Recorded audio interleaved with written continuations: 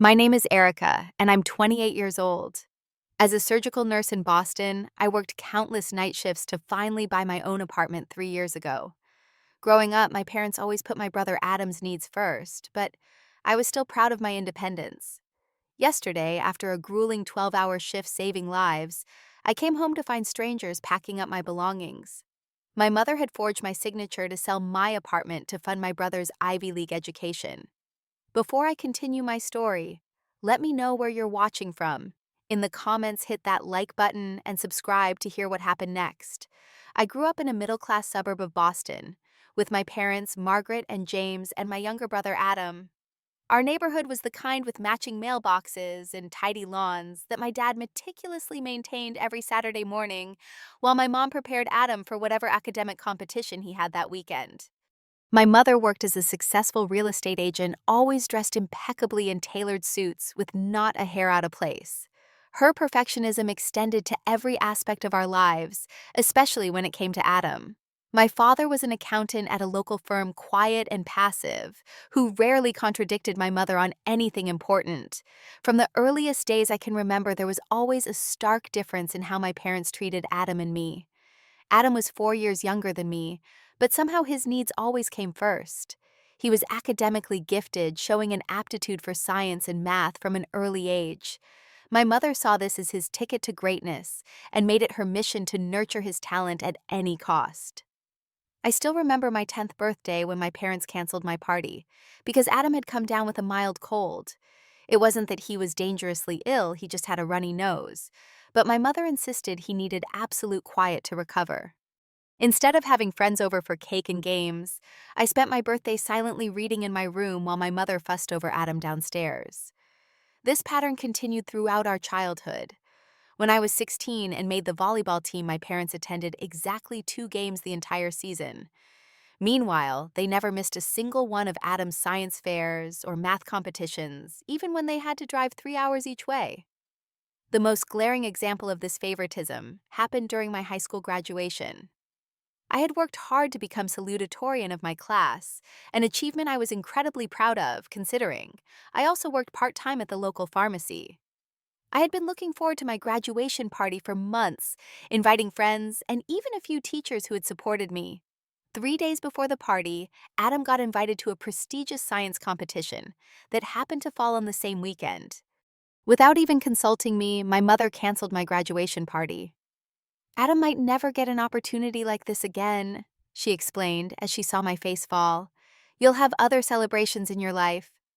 When it came time for college, the disparity became even more obvious. Despite my excellent grades and extracurricular activities, my parents made it clear that they had been saving primarily for Adam's education. You're so responsible, Erica, my mother said. We know you can handle working through school. Adam needs to focus entirely on his studies. So I worked. I took out loans. I applied for every scholarship I could find. I worked night shifts at a nursing home while studying during the day. Sometimes I was so exhausted I would fall asleep over my textbooks, waking up with ink smudged on my cheek. But I made it through nursing school and graduated with honors.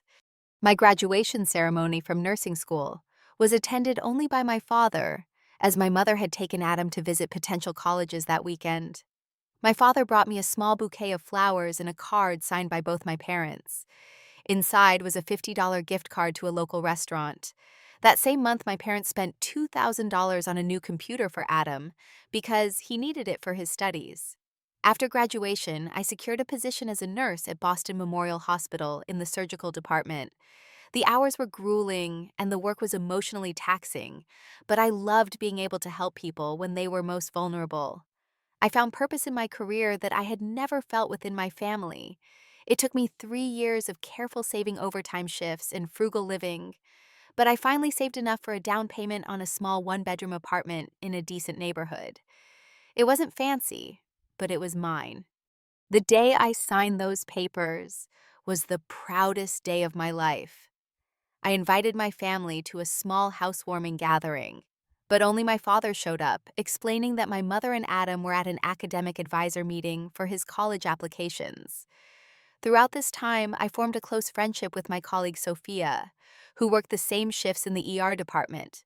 She quickly became more like family to me than my actual relatives. Sophia understood me in ways my family never did, celebrating my victories and supporting me through the tough days. When I bought my apartment, she helped me paint the walls and assembled furniture until 2 a.m. toasting with cheap wine when we finally finished. I tried to maintain a relationship with my family despite the years of feeling secondary. I would visit for Sunday dinners once a month and call my parents weekly. I sent Adam care packages at college with homemade cookies and coffee gift cards. I tried to be the bigger person to rise above the favoritism and build adult relationships with my family members. But despite my efforts, the dynamic never really changed. During family gatherings, conversations inevitably centered around Adam's accomplishments and potential. When I mentioned a difficult surgery I had assisted with, or a patient I had helped, my mother would nod distractedly before steering the conversation back to Adam's latest academic achievement. I worked hard to establish boundaries to build my own life separate from the shadow of being Adam's sister. My apartment became my sanctuary, a physical manifestation of my independence and accomplishment. The walls were painted in colors I chose, decorated with art that spoke to me. Every piece of furniture, every dish in the cabinets was something I had selected and paid for myself. Little did I know that my mother saw my hard-earned property, not as the symbol of my independence that it was to me, but as a resource she could exploit for her golden child's benefit. The day everything fell apart started like any other. I had just finished a 12-hour overnight shift in the surgical ward.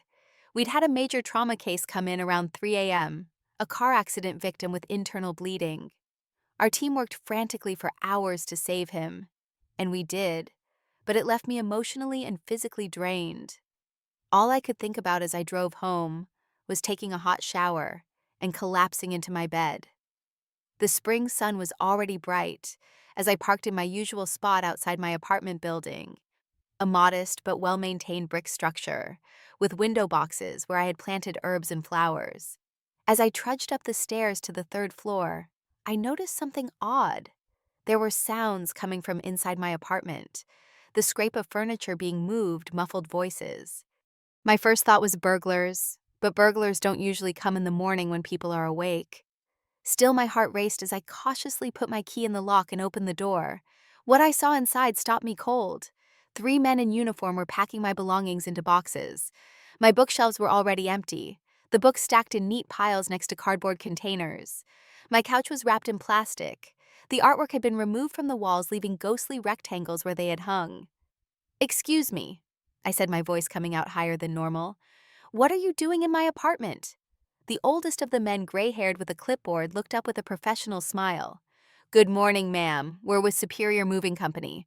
We're packing up this unit for the new owners. They take possession next week." I felt like I had stepped into some bizarre alternate reality. There must be some mistake. This is my apartment. I haven't sold it.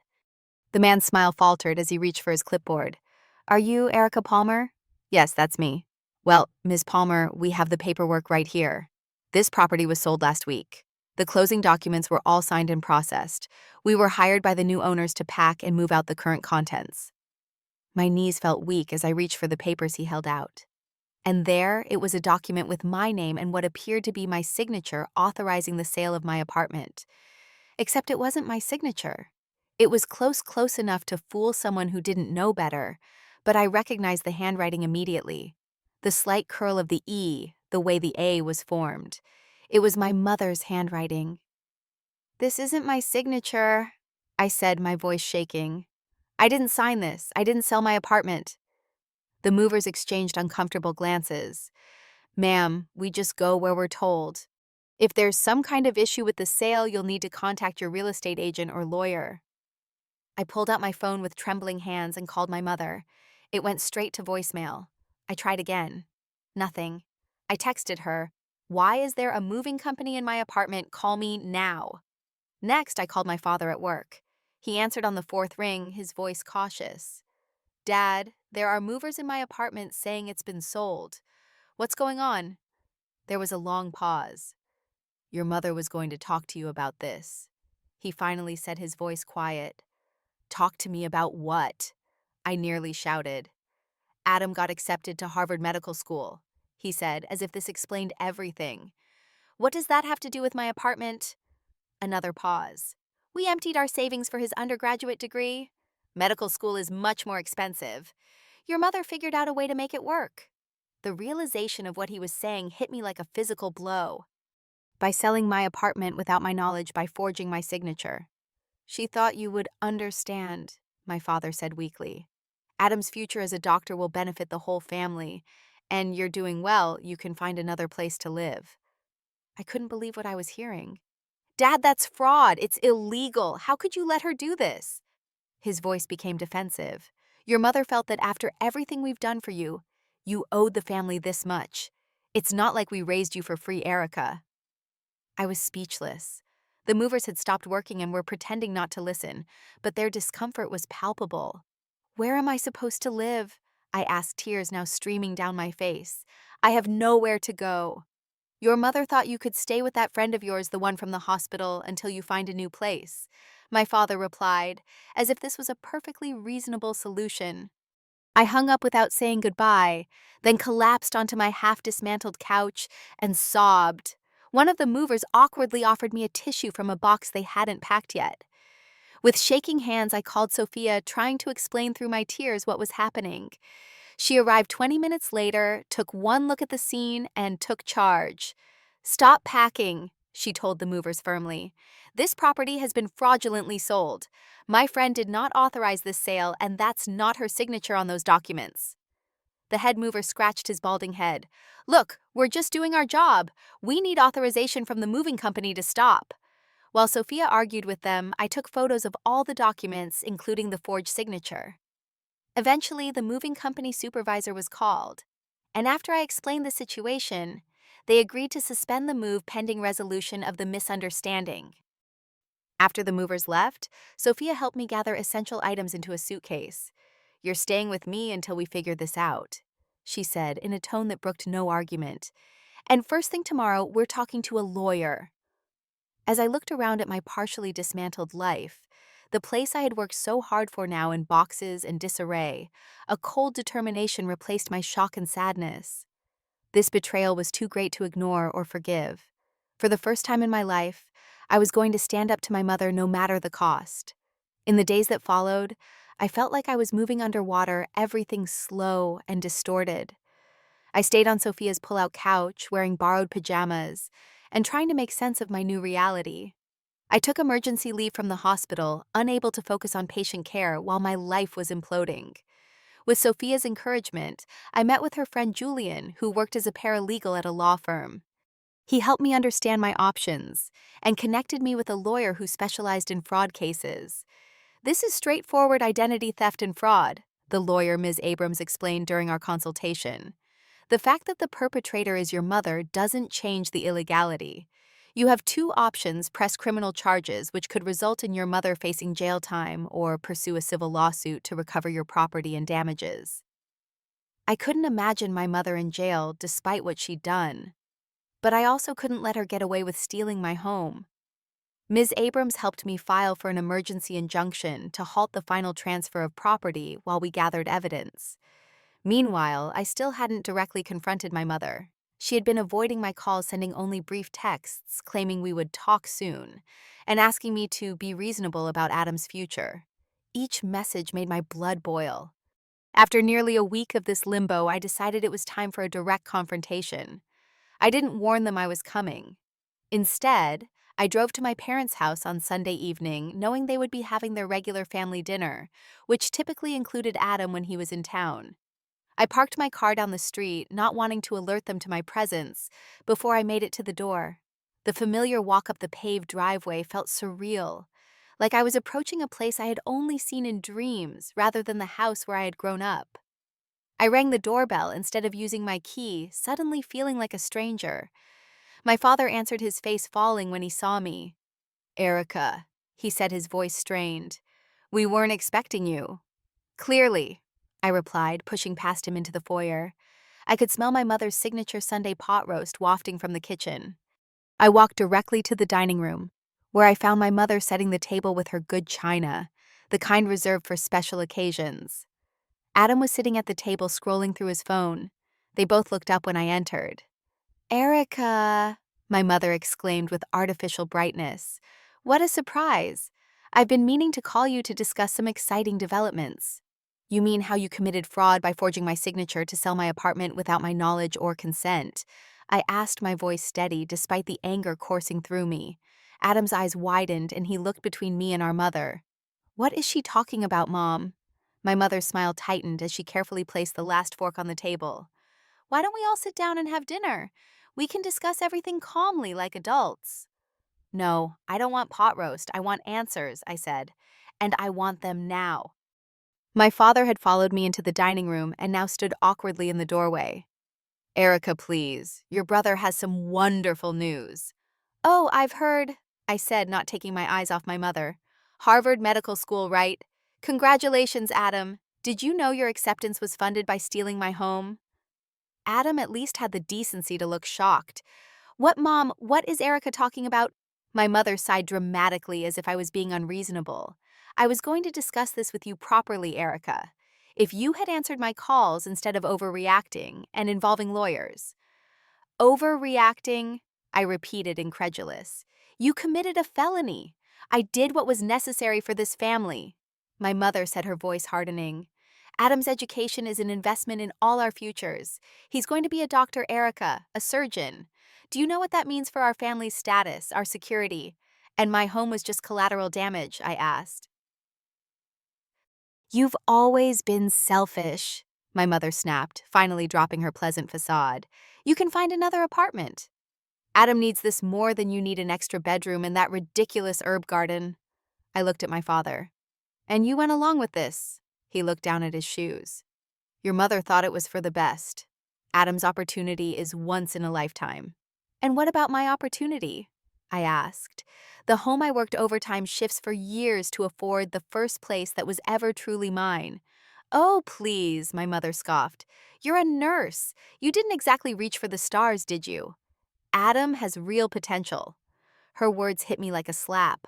All my life I had internalized the message that I was less important, less worthy of investment and pride. But hearing her say it so baldly, so dismissively, something broke inside me. I save lives, I said quietly. Every day I help people survive their worst moments. I comfort them when they're scared. I ease their pain when they're suffering. I worked for everything I have while you handed everything to Adam on a silver platter. Adam finally spoke up. Wait, Mom, you sold Erica's apartment without telling her. For my tuition. My mother turned to him with a softer expression. It's all taken care of, sweetheart. We've arranged everything so you won't have to worry about finances during medical school. You can focus entirely on your studies. Adam looked uncomfortable. But that's not right. It's Erica's place. I felt a small surge of gratitude toward my brother, but it was quickly extinguished by my mother's next words. Don't be naive, Adam. Success requires sacrifice. Sometimes others have to sacrifice for the greater good. Erica has a steady job. She'll recover. Your education is the priority right now. So that's it, I asked. You're not even sorry. My mother straightened the already perfect table setting. I did what any mother would do to secure her child's future. I'm your child too, I said, my voice breaking. And you've always been able to take care of yourself, she replied. That's the difference between you and Adam. He needs our support to reach his potential. You're more basic in your needs and aspirations. My father finally attempted to intervene. Margaret, that's not fair to Erica. Life isn't fair, James, my mother snapped. We can't afford Harvard and Erica's apartment. A choice had to be made. I looked at each of them, these people who were supposed to be my family, who were supposed to love me. You didn't have to make a choice. You could have talked to me. You could have asked for help. Instead, you stole from me and broke the law. My mother's face hardened. So what now, Erica? You're going to press charges against your own mother, tear this family apart because of some property. You already tore this family apart, I said. You've been doing it my entire life by treating me like I don't matter. She gave me a cold look. Either accept this for the good of the family, or you're no longer part of this family. It's that simple. In that moment, something shifted inside me. All my life, I had been seeking approval from a woman who would never give it, trying to earn love that should have been unconditional. "Goodbye, Mom," I said quietly. "Dad, Adam." I turned and walked toward the door. "Erica, wait." Adam called after me, but I didn't stop. As I walked back to my car, I felt both heavier and lighter. Heavier with the weight of final confirmation that my mother would never value me the way she valued my brother. Lighter with the sudden clear knowledge that I no longer needed to try to earn her approval. It was time to fight for myself because clearly no one else in my family was going to. The weeks that followed my confrontation with my family were some of the darkest of my life. Living on Sophia's couch, I felt displaced, not just physically, but emotionally. Everything I had believed about my place in the world, about the safety net that family was supposed to provide, had been violently upended. During the day, I went through the motions at work, returning to my shifts after my emergency leave ended. The hospital routine provided some sense of normalcy, but I found myself struggling to focus. One afternoon, I nearly administered the wrong dosage of medication to a post-operative patient, catching myself at the last moment. The incident shook me deeply, and I realized I couldn't continue to care for others when I was so broken myself. "I think I need more time off," I told my supervisor, Dr. Warner, after the medication incident. To my surprise, she was understanding. "Take the time you need, Erica," she said. "Your patients deserve your best, and you can't give that right now. It's not your fault, but it's your responsibility to recognize when you need help." Those words stuck with me, recognizing when I needed help. All my life, I had prided myself on my self-sufficiency, on never asking for help, even when I desperately needed it. Now, I was learning that sometimes strength meant acknowledging vulnerability. With my days suddenly empty, I threw myself into working with Ms. Abrams to build my case. We gathered bank records, documented the forgery, and filed the necessary legal paperwork. The process was slow and painful, forcing me to confront the magnitude of my mother's betrayal over and over. "What you're experiencing is a form of grief," Ms. Abrams told me during one of our meetings. "You're mourning the loss of the mother you thought you had, the family you wished you had." Her words gave shape to the hollow feeling in my chest. I was grieving not just for my apartment, but for the fantasy I had maintained that somewhere beneath the favoritism and dismissal, my mother truly loved me. The grief manifested physically. I lost weight, my appetite vanishing. Sleep became elusive, and when I did manage to drift off, I had vivid nightmares about being locked out of my own home while my family watched through the windows. Some days it was all I could do to get out of bed and shower. Sophia noticed my deterioration and suggested I see a therapist. "You're going through trauma, Erica. Legal help is only one kind of support you need right now." I resisted at first, clinging to my self-image as someone who handled problems independently. But after a particularly bad night where I woke up sobbing, convinced I was back in my childhood bedroom, listening to my parents praise Adam downstairs, I made an appointment. Dr. Torres, my therapist, helped me see patterns I had been blind to my entire life. "What you're describing is a form of emotional abuse called scapegoating," she explained during our second session. "In family systems like yours, one child becomes the repository for all negative projections, while another becomes idealized." I began to recognize how this dynamic had shaped my entire personality, my drive for independence, my career choice, even my relationships. I had always chosen friends and romantic partners who were emotionally unavailable, replicating the dynamic I knew from home, where I had to work for every scrap of affection. "The hardest part of healing from family trauma," Dr. Torres told me, "is accepting that you didn't deserve what happened to you. There was nothing wrong with you. The dysfunction was in the system, not in you." These sessions were painful but illuminating. For the first time, I was examining the foundation my life was built upon, and finding that much of what I had accepted as normal was anything but. While working through these emotional revelations, I received an unexpected call from my Aunt Diane, my mother's estranged sister, who lived in California. Somehow she had heard about the situation, probably through extended family gossip. "I'm not surprised," she said when I confirmed what had happened. "Margaret always did see other people as extensions of herself rather than individuals with their own rights." I had only met Aunt Diane a handful of times in my life. My mother had cut ties with her years ago over some perceived slight that was never clearly explained to me. Hearing from her now felt like finding a missing puzzle piece. "Did she treat you the same way?" I asked. Aunt Diane laughed without humor. "Oh, yes. In our family, Margaret was the golden child and I was the problem. Our mother enabled it just like your father enables Margaret. It's a generational pattern." She told me stories about their childhood that mirrored my own experiences with Adam.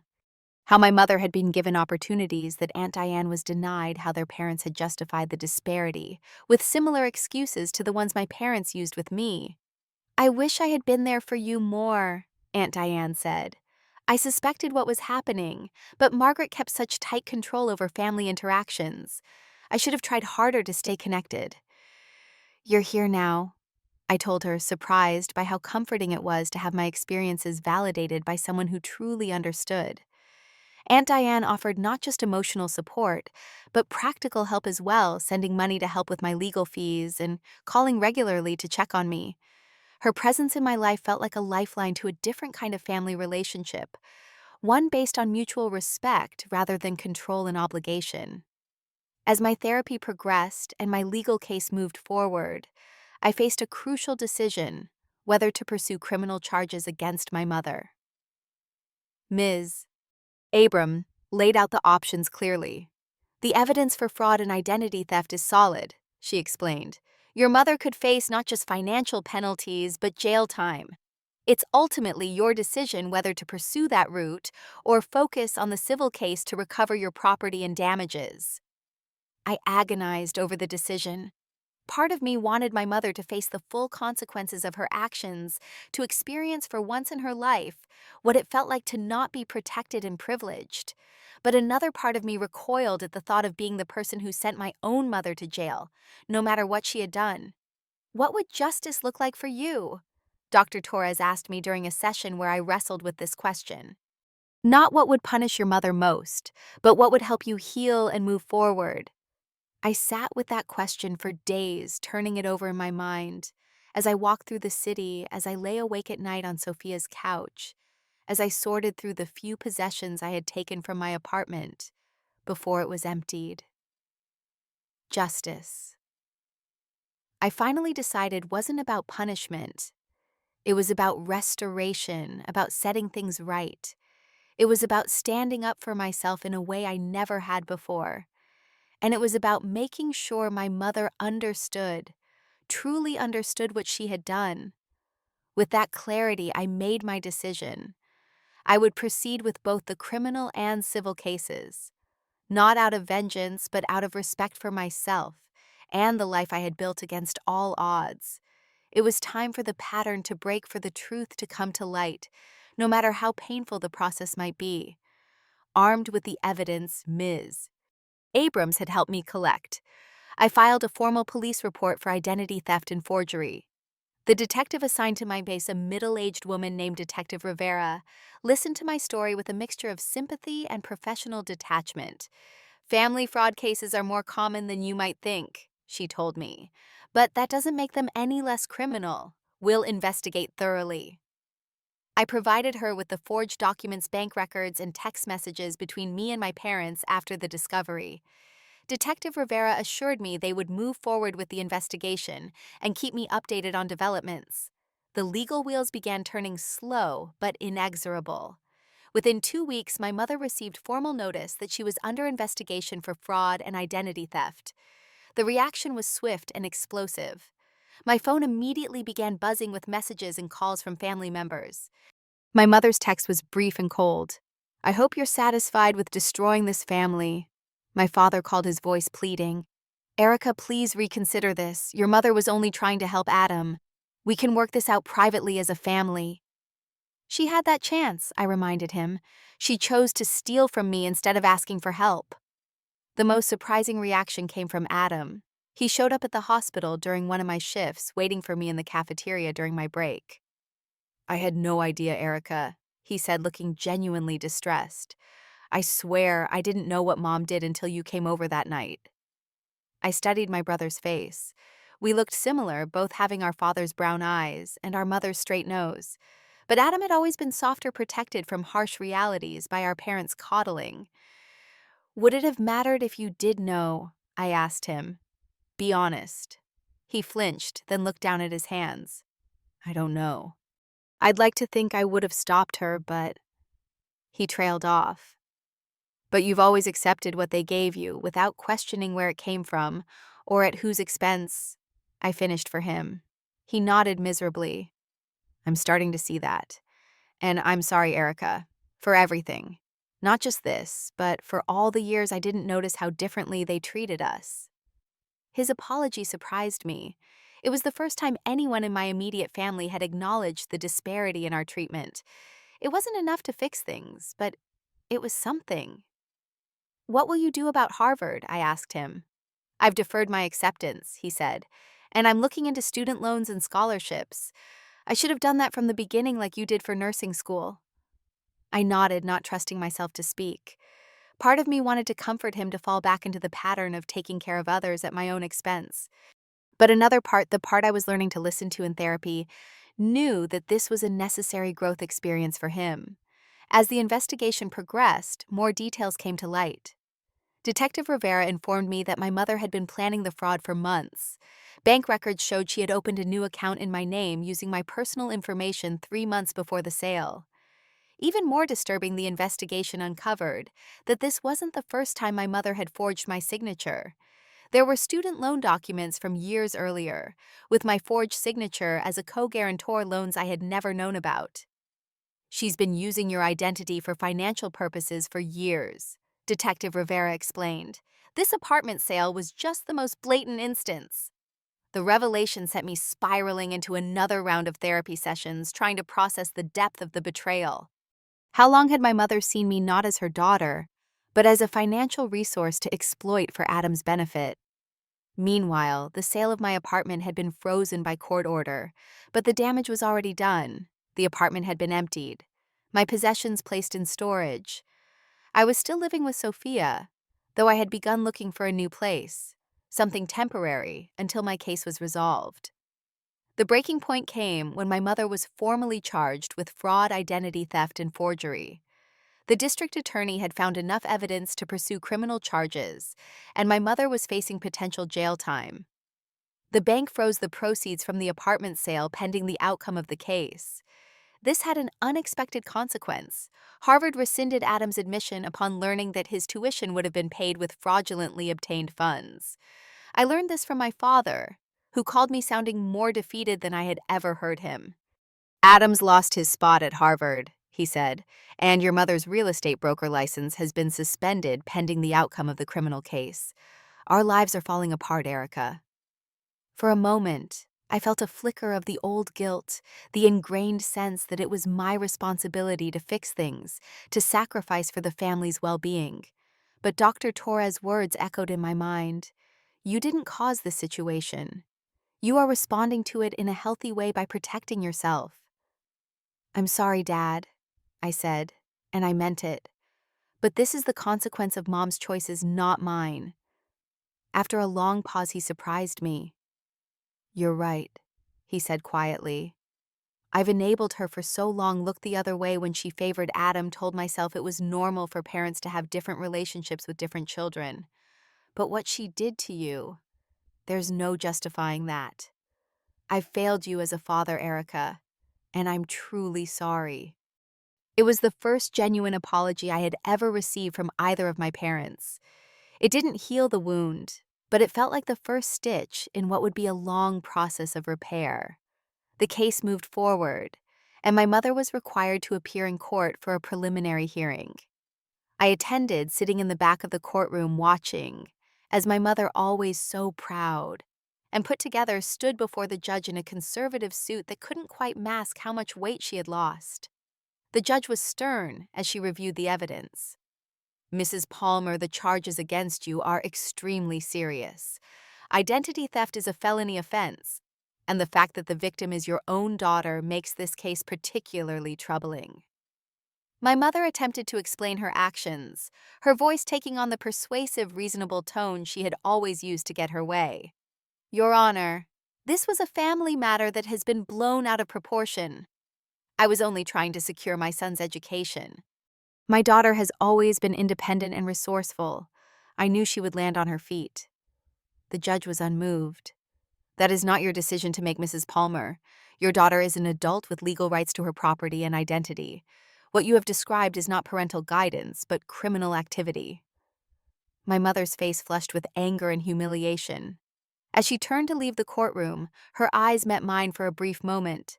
Instead of remorse, I saw only resentment and blame. Outside the courthouse, reporters from local news outlets approached me, having caught wind of the unusual case. "Is it true your mother sold your apartment to pay for your brother's medical school?" One asked, microphone extended toward me. I hesitated, uncomfortable with public attention, but also aware that my story might help others. "Yes," I finally said, "and I hope that by speaking out, I can help other people recognize financial abuse within families. It's more common than people realize, and it's not okay even when it's done in the name of love." The story ran on the evening news, and to my surprise, it struck a chord with viewers. The hospital where I worked organized a fundraiser to help me with housing costs and legal fees. Cards and letters arrived from strangers who had experienced similar situations with family members. One elderly woman wrote, "I let my son use my credit for years, believing it was my duty as a mother. It wasn't until I was facing foreclosure that I realized love doesn't mean letting someone destroy you. Thank you for having the courage I never found." The public support was overwhelming and unexpected. For someone who had spent her life feeling overlooked and undervalued, the validation was both healing and disorienting. People cared. People saw my pain. People thought I deserved better. It was a revelation. With the help of the fundraiser and a loan from Aunt Diane, I secured a small studio apartment as a temporary home. It wasn't what I had lost, but it was mine, and it was safe. Sophia helped me shop for essential furniture at thrift stores, and colleagues from the hospital donated household items. As the criminal case proceeded, my mother made a last-ditch attempt at reconciliation, or what she considered reconciliation.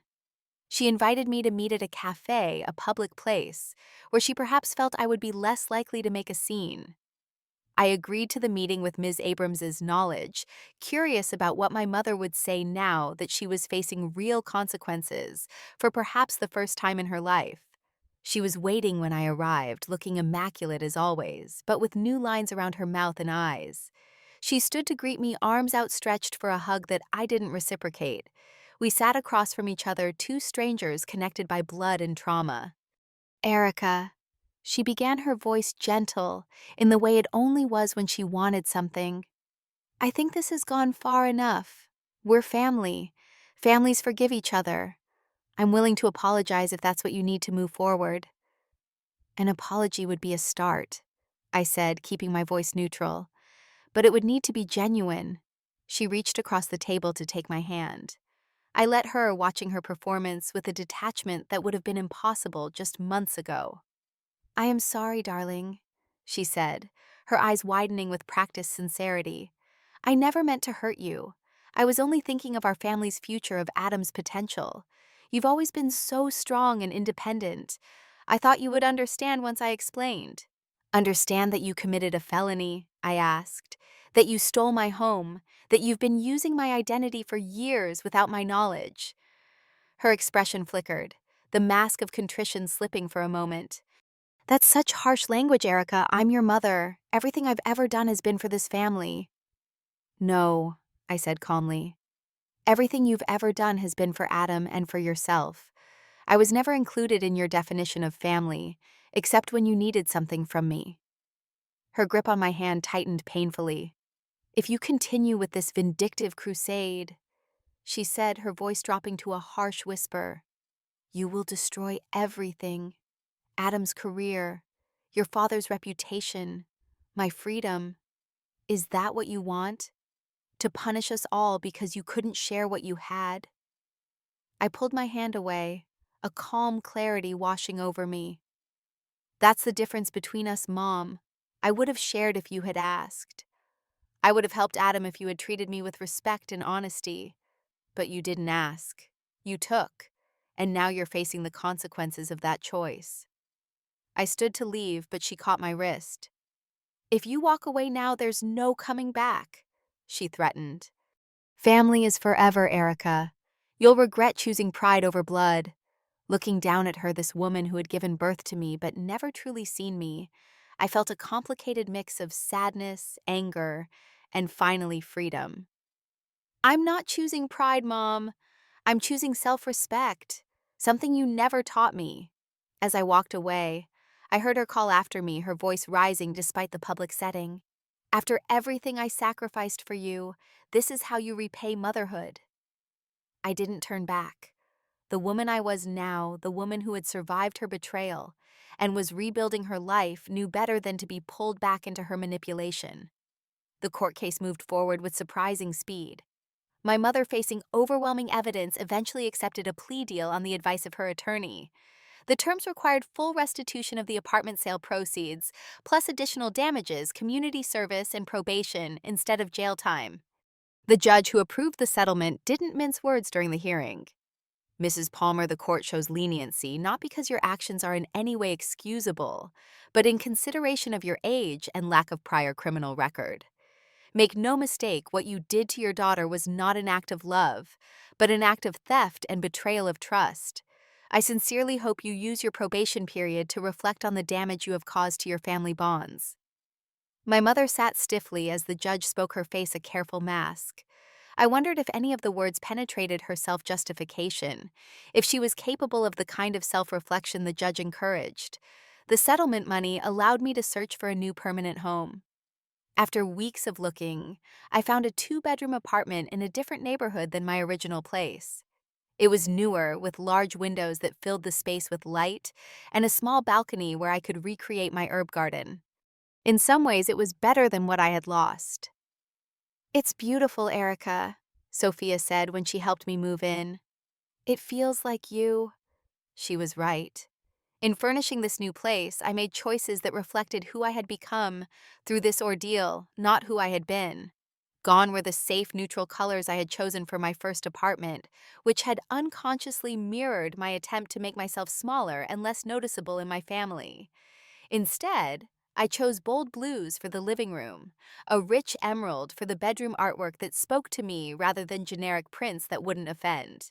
The second bedroom I set up as a combination guest room and home office, a space that was mine to use as I chose. No longer was I leaving room for family members who never visited or appreciated my hospitality. While I was rebuilding my physical home, I was also rebuilding my sense of family.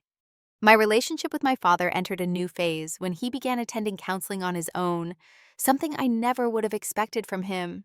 "I've been passive my whole life," he told me during a careful lunch meeting. "With your mother, with you kids at work. I let things happen around me without taking responsibility. I don't want to be that person anymore." He was making an effort to connect with me independently of my mother calling weekly to check in, and actually listening when I spoke. It was awkward and sometimes painful, but it was also genuine. We were getting to know each other as adults, without my mother's influence shadowing our interactions. Adam's situation had changed dramatically as well. With Harvard no longer an option, and our parents' financial resources depleted by the legal case, he had to adjust his expectations. He enrolled in a state medical school, taking out student loans like countless other students. He found a part-time job in a research lab to help with expenses, experiencing for the first time what it meant to work for his education, rather than having it handed to him. "It's harder than I expected," he admitted during one of our infrequent but increasingly honest conversations. "But also, I don't know, more satisfying. When I do well on an exam now, I know it's because I studied for it, not because Mom hired me a tutor or Dad pulled an all-nighter helping me prepare." I could hear the growth in his words, painful as the circumstances had been. "That's what real accomplishment feels like," I told him. "It's yours. No one can take it away or take credit for it." Our relationship was still fragile, burdened by years of unequal treatment and the recent trauma, but there was potential for something healthier than what we'd had before. Adam was seeing our family dynamic clearly for perhaps the first time in his life, and that clarity created possibility. My mother was the only family member with whom reconciliation seemed impossible. She served her community service hours with rigid compliance, but showed no genuine remorse. In her mind, she remained the victim of an ungrateful daughter's vindictiveness. The few messages she sent through my father continued to frame the situation as a betrayal on my part rather than hers. Dr. Torres helped me process my feelings about this estrangement. Estrangement from a parent is sometimes presented as a failure, she said during one of our sessions. But in cases of abuse and exploitation, it can be the healthiest choice. It's okay to protect yourself from people who have repeatedly shown they will harm you, even if those people are family. I found unexpected validation in these words. The little girl inside me who had desperately wanted her mother's approval was still there, still hurt, but the woman I had become understood that no relationship was worth the price of my self-respect. Beyond my biological family, I was building connections with people who truly saw and valued me. Sophia, who had stood by me through the darkest moments. My colleagues at the hospital who had supported me practically and emotionally. Aunt Diane, who called weekly from California and was planning a visit. And new friends I made through a support group for survivors of family financial abuse. People who understood without explanation what I had experienced. My professional life transformed as well. Returning to nursing after my leave of absence, I found myself relating to patients with a deeper empathy. Having experienced vulnerability and betrayal, I was more attuned to the emotional needs of people facing illness and uncertainty. Several patients commented on my compassionate care, and I received a nomination for the hospital's annual Nursing Excellence Award. I also began speaking occasionally at community centers about financial abuse within families, sharing my story, in the hope of helping others recognize warning signs I had missed. Each time I spoke, at least one person would approach me afterward, with tears in their eyes, recognizing their own situation in my words.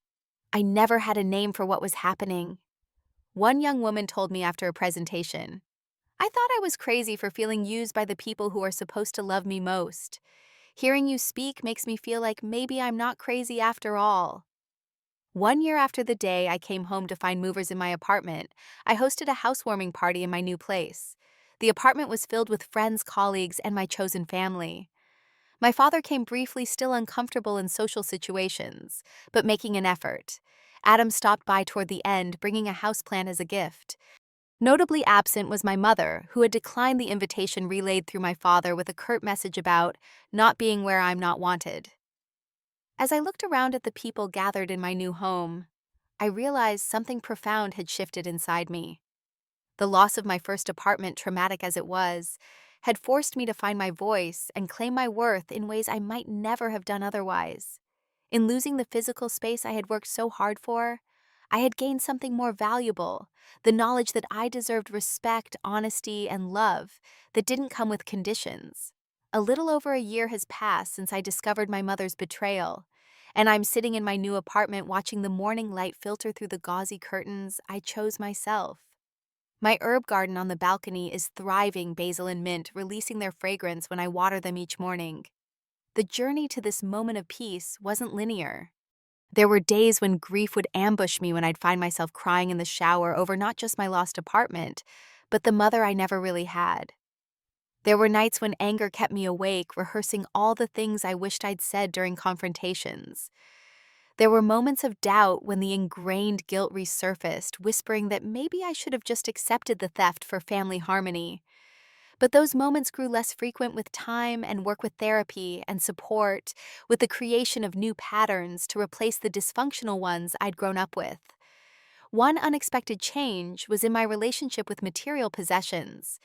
Having lost nearly everything, once I found myself both more appreciative of the things I chose to bring into my new home and less attached to them as sources of security. My worth wasn't in what I owned, but in who I was becoming. I joined a support group specifically for survivors of family betrayal, people who understood the unique pain of being hurt by those who were supposed to protect you. The shared experiences and validation helped heal wounds that therapy alone couldn't quite reach. In that safe space, I could express anger without being judged, acknowledge grief without being told to get over it, and celebrate small victories in boundary setting that might seem insignificant to others. Through the group, I began mentoring younger nurses who came from difficult family backgrounds. Many of them were working themselves to exhaustion, trying to prove their worth or support family members who took advantage of their caring nature. Seeing my past patterns in these young women, I could offer guidance I wish someone had given me years earlier. Your compassion is a strength, I would tell them, but it shouldn't come at the cost of your own well-being. With my own family, I established clear, healthy boundaries. My father and I meet twice a month for lunch conversations that have grown increasingly honest over time. He's still married to my mother, still lives in the house where I grew up, but he makes the effort to maintain a separate relationship with me that isn't filtered through her perception. I should have protected you, he said during one of these lunches, his voice cracking. Instead, I stood by and watched Margaret chip away at your confidence, your security for years. I failed you as a father. His acknowledgement meant more than I could express, not because it erased the past, but because it validated my experience and showed his commitment to truth rather than comfortable denial. My relationship with Adam has evolved into something cautiously hopeful. The privileged boy who expected the world to accommodate him is being replaced by a young man who's learning about consequences and effort. His experience with student loans and part-time work has humbled him in necessary ways. I never realized how hard you worked, all, he told me during a rare dinner together. All those years I just thought, I don't know, I guess I thought money and opportunities just happened. I didn't see how mom and dad gave me everything and expected you to make it on your own. His growing awareness doesn't erase the hurt of our childhood, but it opens the possibility of a more balanced adult relationship, one based on mutual respect rather than the assigned roles of our youth. My mother remains the one relationship where reconciliation seems impossible. She has never acknowledged the wrong in what she did, maintaining that her actions were justified by Adam's needs. The few messages she sends through my father continue to cast her as the victim of my vindictiveness and lack of family loyalty. After months of agonizing over what forgiveness might look like in this situation, I reached a place of acceptance that surprised me. Forgiveness, I realized, didn't require reconciliation or even contact. It didn't mean pretending the harm never happened or allowing the harmful behavior to continue. For me, forgiveness meant releasing the hope that the past could be different, accepting that my mother was unlikely to change, and choosing to build a life not defined by her betrayal. This understanding brought a freedom I hadn't expected. I no longer wasted energy hoping for an apology that would never come, or recognition she couldn't give. I could acknowledge that my mother was shaped by her own experiences and limitations, while also protecting myself from further harm. My professional life flourished in ways I couldn't have anticipated. The empathy developed through my own trauma translated into more compassionate patient care. I became known on my unit as someone who could connect with difficult patients, who could find the human being behind the anger or fear that often accompanied illness. When a nursing leadership position opened on our unit, my supervisor encouraged me to apply. "You've shown exceptional resilience and growth," she said. "Those are qualities we need in leadership." I was surprised by the suggestion, having never seen myself in a leadership role. But the events of the past year had changed me. I had learned to speak up, to trust my judgment, to advocate not just for others, but for myself as well. I applied for and got the position, finding unexpected fulfillment in mentoring newer nurses and helping shape unit policies. Beyond my professional growth, I began using my story to advocate for stronger legal protections against family financial fraud.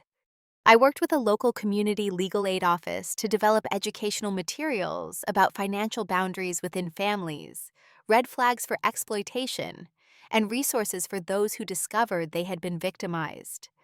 I even testified before a state legislative committee, considering stronger penalties for identity theft between family members. The familial relationship shouldn't minimize the crime, I told the committee.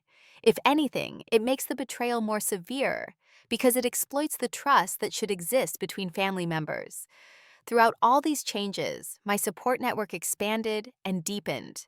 Sophia remained my closest friend, but I also formed connections with others who accepted me as I was, who didn't require me to minimize myself to make room for their needs.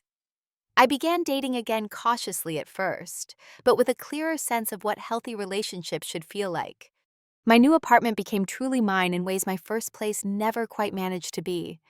Each object, each color, each piece of furniture reflected choices made with confidence rather than fear of disapproval. I hosted dinner parties and game nights, filling the space with laughter and friendship. The sense of home I created wasn't in the physical structure, but in the safety and authenticity I cultivated within its walls. On the anniversary of the day I discovered the movers in my apartment, I hosted a special gathering that I called my rebirth day.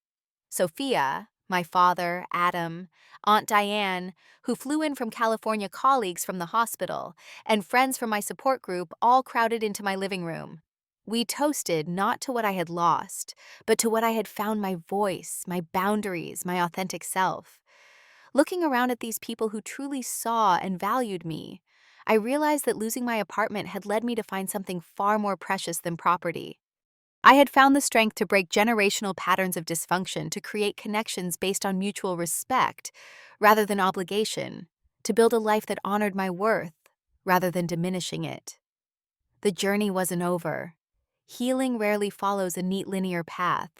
There would still be difficult days, triggers that brought back painful memories, moments of doubt, but I face them now from a foundation of self-knowledge and support that made them manageable rather than overwhelming.